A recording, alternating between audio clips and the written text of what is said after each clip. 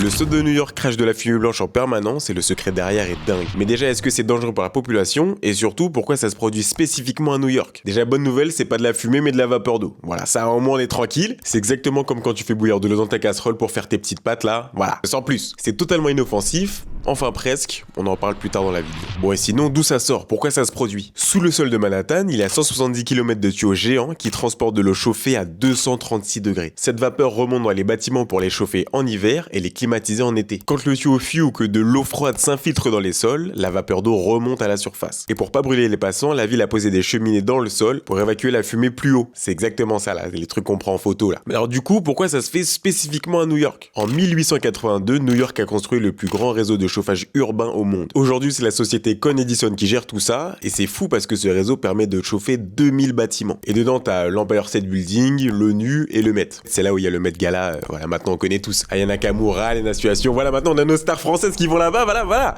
Le truc, c'est que parfois ça peut être dangereux, il y a déjà eu des accidents. En fait, une partie de ces tuyaux date de 1920 et ils sont isolés à l'amiante. En 1989, le drame se produit et un des tuyaux explose dans le sud de Manhattan et ça tue 3 personnes sur le coup, voilà. Sauf que c'est pas fini. En plus du décès, l'explosion a diffusé de l'amiante partout dans le quartier, mais l'entreprise responsable Con Edison a attendu 4 jours avant de prévenir la population.